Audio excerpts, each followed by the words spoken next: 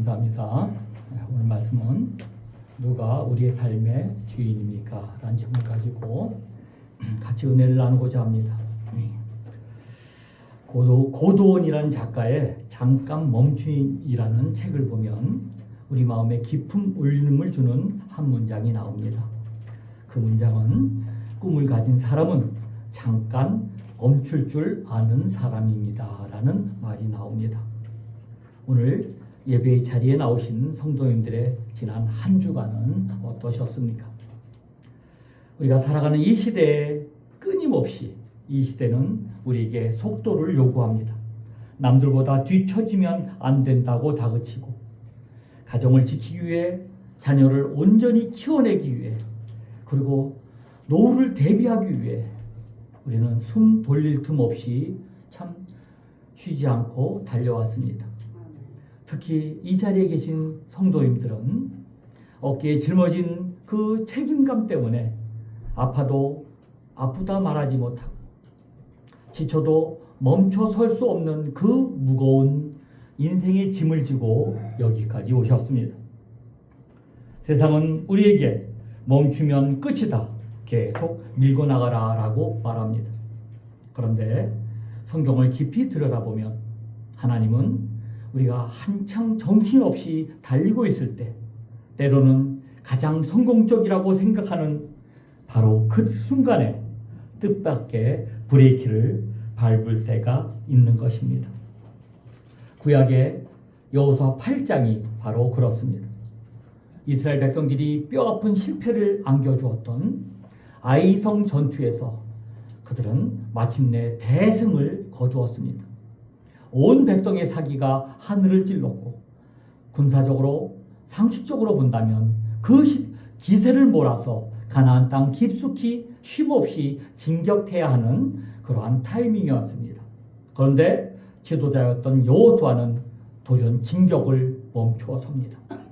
그리고 백성들을 이끌고 험한 에발산으로 올라가 모든 무기를 내려놓고 제단을 쌓고 하나님 앞에 예배를 드립니다. 한번 패배했던 아이성 전투에서 승리하고 나니 사기가 막 충전하는 그런 상황이었습니다. 그 기회를 놓치면 안 되는 것 같이 보이는 상황이었습니다. 가장 바빠야 할 때, 가장 속도를 내야 할 때 그들은 왜 멈추어 섰겠습니까? 그것은 승리하는 것 그 자체보다 훨씬 더 본질적인 것이 있었기 때문입니다. 우리가 도대체 누구의 말씀을 따라 여기까지 왔는가? 내 힘인 줄 알았는데 누구의 은혜로 이 승리를 얻었는가? 그리고 앞으로 우리 가정과 우리의 인생은 누구를 주인으로 모시고 나가야 하는가? 이 삶의 근본과 주권을 확인하는 일, 눈앞의 성취를 향해 달려가는 것보다 훨씬 더 중요했기 때문이었습니다. 여러분, 잘 아시는 대나무를 한번 보시기 바랍니다. 대나무가 아무리 큰 태풍에도 꺾이지 않는 이유는 그저 쉼없이 자라기만 하는 것이 아니라 중간중간 성장을 멈추고 그들은 단단한 마디를 만들기 때문입니다.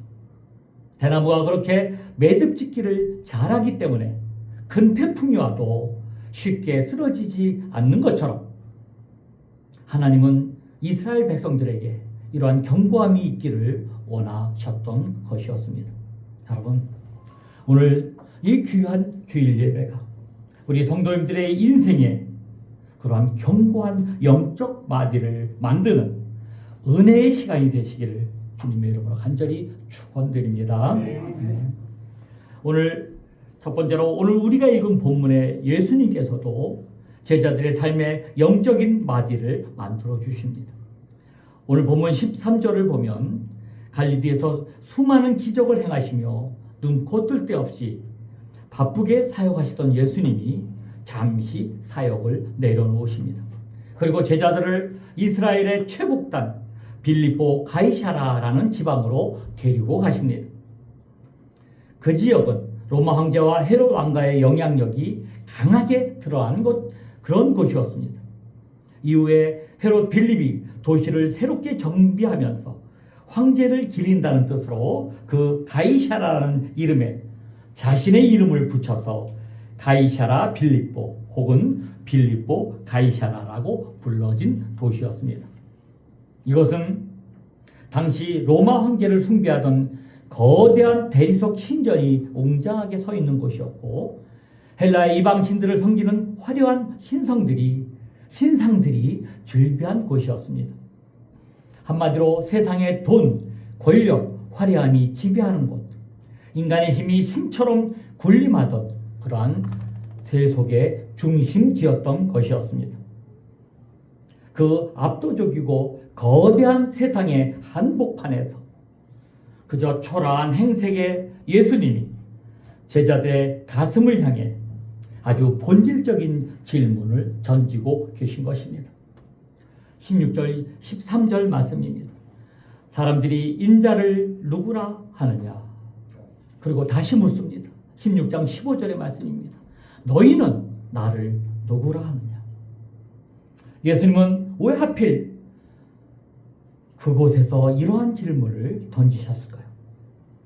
오늘 우리가 살아가는 현실의 삼토가 바로 빌립보 가이사라와 같기 때문이었습니다. 하나님은 사람들의 생각 속에서 점점 다 사라지고 눈에 보이는 것들이 그 자리를 차지하고 있습니다. 물질을 신처럼 섬기는 물신주의가 우리 삶을 지배하고 있습니다. 눈에 보이지 않는 하나님보다 당장 내 손에 쥐어지는 통장 잔고가 더 힘이 세워 보이고, 세상의 권력과 성공이 우리 마음을 흔드는 바로 그런 곳이었던 것입니다. 주님은 바로 그 치열한 삶의 현장에서 우리에게 분명하게 묻고 계십니다. 세상 사람들은 돈과 명예를 주인으로 삼고 살아가고 있지만, 그런데 너희들은 어떠하냐? 이제 자녀들을 다 결혼시키고 직장에서 은퇴를 준비하며 혹은 건강의 위기 앞에 서 있는 지금, 인생의 황혼기에서 그저 인생의 끝자락을 바라보고 있는 그런 지금, 너의 삶을 이끄는 진짜 주인은 누구냐라고 묻고 계시는 것입니다. 이 준엄한 질문 앞에 베드로가 우리 기독교 역사상 가장 위대한 신앙 고백을 합니다. 16장 16절의 말씀입니다. 시몬 베드로가 대답하여 이르되 주는 그리스도요 살아계신 하나님의 아들이십니다. 아멘. 세상 사람들은 예수님을 세례 요한, 엘리야, 에레미야라고 불렀습니다. 세례 요한이나 엘리야나 에레미야는 당시 유대인들이 가지고 있던 메시아에 대한 기대와 관련이 있는 그런 훌륭한 사람들이었습니다. 그러나 그들은 메시아가 아닙니다. 그리고 매우 중요한 사실이 하나 있습니다. 그들은 모두 다 지나간 과거의 사람이었던 것이었습니다. 그러나 베드로의 고백은 아주 달랐습니다. 오늘 베드로의 고백에서 여러 가지 깊은 뜻이 다 담겨 있지만 특별히 살펴보아야 할 것은 가장 눈부시게 빛나는 단어는 바로 살아계신이라는 귀한 수식어입니다. 아무리 어마어마하고 웅장한 신전을 세워놓아도 사람들이 만들어 놓은 우상은 살아있지 못합니다. 그래서 베드로의 고백은 세상 사람들의 대답과는 완전히 다른 것이었습니다. 저 화려한 이방 신전 속에 서 있는 돌로 만든 죽은 우상들과는 달리 주님은 내 삶에서, 내 삶 속에서 지금도 숨쉬며 일하시는 살아계신 하나님이라는 것입니다. 사랑하는 성도 여러분, 지금 이 시간에 우리의 신앙을 한번 이 말씀의 거울 앞에서 정직하게 한번 돌아보시기 바랍니다. 우리 성도님들은 수십 년간 신앙생활을 해오신 분들도 많이 계십니다. 여러분, 과거에는 눈물 콧물 쏟으며 은혜 받았던 뜨거운 체험들도 참 있으실 것입니다. 그런데 어느새 우리의 하나님이 그저 과거에 만났던 하나님, 이론 속에만 있는 그런 하나님으로 굳어져 버리지는 않았습니까? 나도 모르는, 자기도 모르게 신앙에서 이 살아계심이 사라질 때가 있습니다. 그래서 예배도 늘 의례적으로 드리는 아무 기대도 없이 그저 그렇게 드립니다. 이 귀한 예배를 지각하고 또한 예배 때 와서 다른 생각을 하기도 합니다.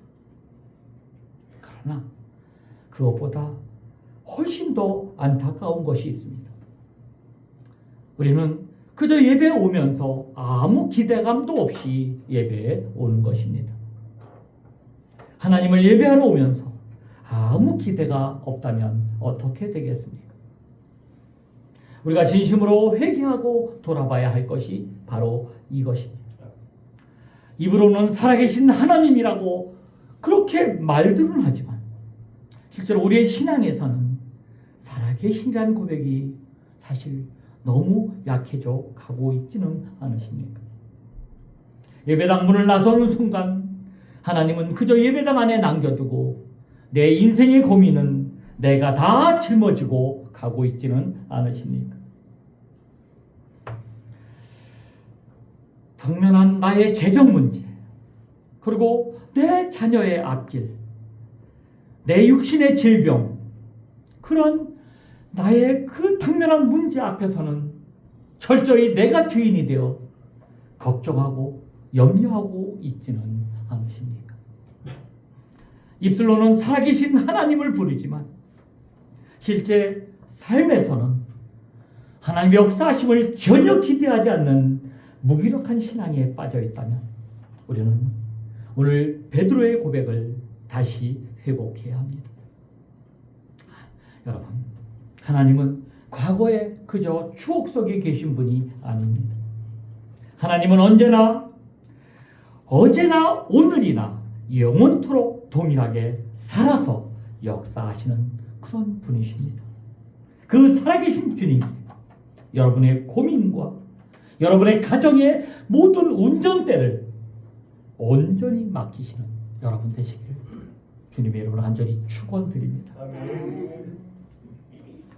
그런데 오늘 본문은 베드로의 영광스러운 고백에서 끝나지 않고 우리 인간이 얼마나 연약한 존재인지를 아주 뼈아프게 보여줍니다.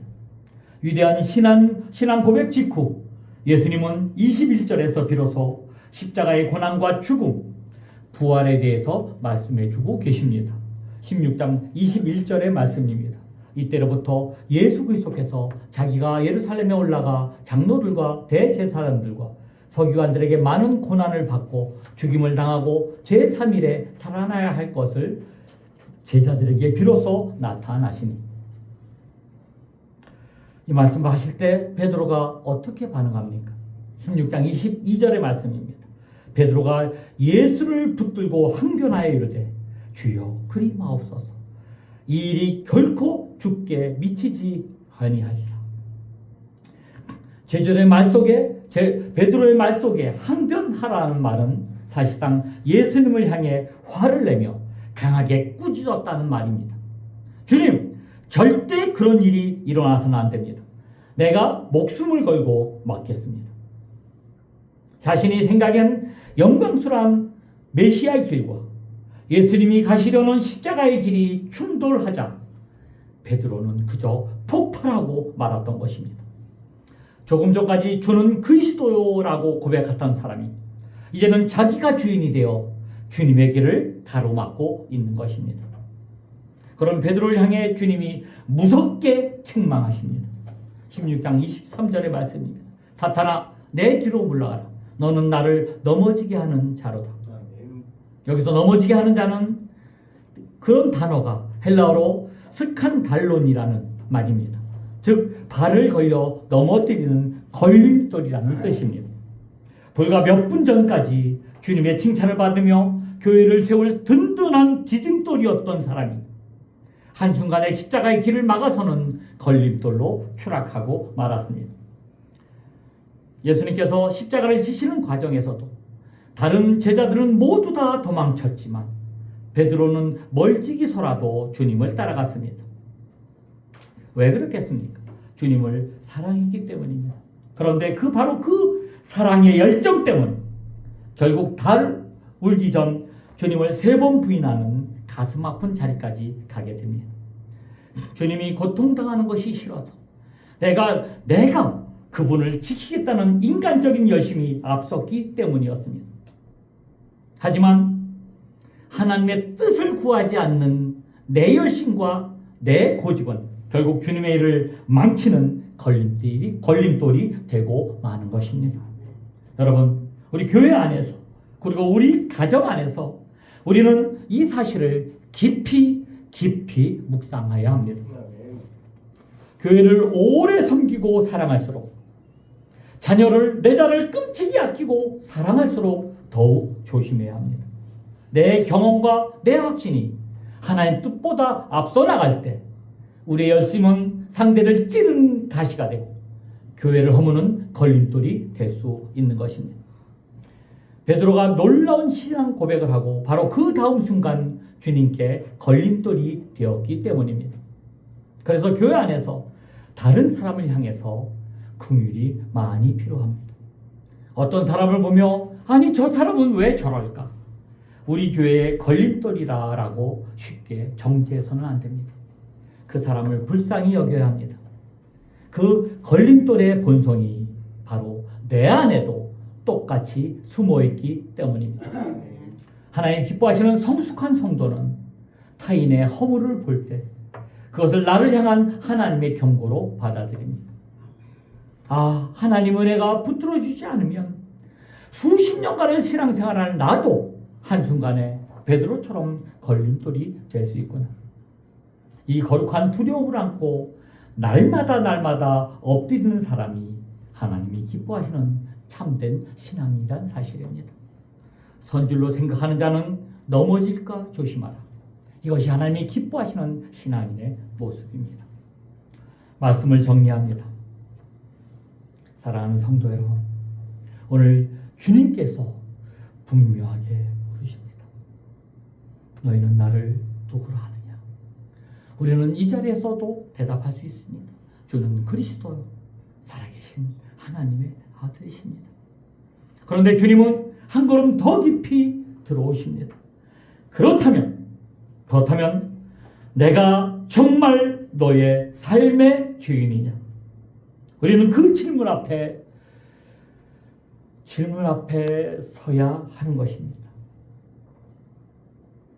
우리는 지나온 인생을 돌아보면 참 이해되지 않은 길이 있습니다. 그때 그분이 왜 다쳤는지 몰랐습니다. 왜 그 사람과 헤어져야 했는지 몰랐습니다. 왜 그 일이 실패했는지 몰랐습니다. 왜 그토록 오래 기다려야 했는지도 몰랐습니다. 왜 하필 내가 그 험한 광야를 통과해야 했는지도 몰랐습니다. 그런데 시간이 지나 돌아보니 이제 조금씩 보일 때가 있습니다. 그때 하나님이 나를 막아주셨구나. 그때 하나님이 나를 돌이키셨구나. 그때 하나님이 내 손을 놓지 않으셨구나. 나는 혼자 걸었다고 생각했는데 주님이 나와 함께 걸어주셨구나. 사랑하는 성도 여러분, 저와 여러분의 인생은 버려진 인생이 아닙니다. 우리에게는 목자가 계십니다. 우리에게는 주인이 계십니다. 우리에게는 구원자가 계십니다. 살아계신 하나님의 아들, 바로 예수 그리스도입니다. 여러분, 지금 무거운 짐을 혹시 지고 계십니까? 여러분의 자녀 때문에 혹시 마음이 아픈 것이 있습니까? 건강 때문에 두려워하십니까? 때로는 앞날이 보이지 않으십니까? 혹은 관계의 문제로 밤잠을 이루지 못하고 계십니까? 오늘 제가 여러분에게 그 모든 문제가 지금 당장 해결될 것이라고 말씀드릴 수는 없습니다. 그러나 이것은 분명하게 말씀드릴 수 있습니다. 우리를 위하여 십자가를 지신 예수 그리스도께서 지금도 살아계십니다. 죽음이 그분을 붙잡아두지 못했습니다. 음부의 권세가 그분의 교회를 이기지 못했습니다. 그리고 그 살아계신 주님께서, 우리 주 예수 그리스도께서, 전능하신 하나님께서 오늘도 저와 여러분을 붙들고 계십니다. 우리의 평안은, 우리의 형통은 모든 일이 내가 원하는 대로 되는 데 있지 않습니다. 우리의 평안은 예수님이 나의 주님이라는데 그 사실에 있다는 것입니다. 그러므로 여러분, 이제 내가 꼭 쥐고 있던 저와 여러분의 운전대를 우리 주님께 맡기시기 바랍니다. 여러분, 그 사랑하는 자녀도 주님께 맡기십시오. 여러분, 그 힘들어하던 그 건강도 주님께 맡기시기 바랍니다. 노후가 어떻게 걱정되시죠? 노후도 하나님께 맡기시기 바랍니다. 여러분이 그 계획했던 모든 계획도 다 맡겨주시기 바랍니다. 그리고 이렇게 고백하시기 바랍니다. 주님이 나의 주인이십니다. 주님, 과거의 하나님이 아니라 지금도 살아계신 우리 하나님이심을 믿습니다. 내가 이해할 수 없어도 주님을 신뢰하겠습니다. 내 뜻보다 주님의 뜻을 따르겠습니다. 십자가를 지고 나를 사랑하신 주님을 나도 믿음으로 따라가겠습니다. 여러분, 사랑하는 성도 여러분, 이 귀한 고백이 오늘 예배당 안에서만 머물지 있지를 않기를 바랍니다. 여러분, 당장 월요일날 갈 직장에서도, 이제 돌아갈 가정에서도, 병원에서도, 은행에서도, 자녀의 문제 앞에서도, 예상하지 못한 풍랑 속에서도 이 귀한 고백을 하는 여러분 되시기를 간절히 축원드립니다. 주님은 살아계신 하나님의 아들입니다.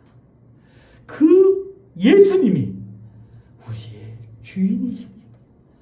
우리가 어떤 문제를 닥쳐도, 어떤 어려움을 주저앉을 수밖에 없는 그 깜깜한 어려움을 당해도 그 전능하신 하나님이 우리의 주님 앞에 그 하나님 앞에 맡기기만 한다면 우리의 주님은 우리 앞길을 넉넉히 이겨주신다는 사실입니다. 로마서 8장 37절 말씀 제가 띄워주지는 못했는데 읽어드립니다. 그러나 이 모든 일에 우리를 사랑하시는 이로 말미암아 우리가 넉넉히 이기느니라. 아멘.